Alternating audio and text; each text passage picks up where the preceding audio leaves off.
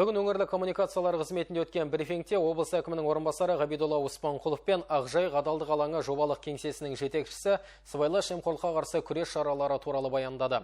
Қазір қоғам дертінің алдын алу жұмыстары білім, денсаулық және құқық қорғау салаларында жүйелі түрде жүргізілуде.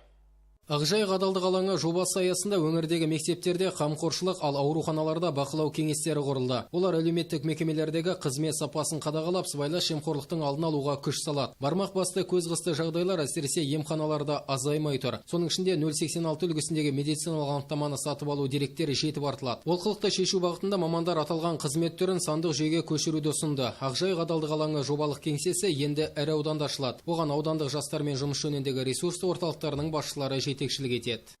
Кеңсенің ең негізгі мақсаты мына қоғаммен осы басқармалардың ортасында проблеманы анықтап, және де сол шешу жолдарын сол салалық басқармаға ұсыну.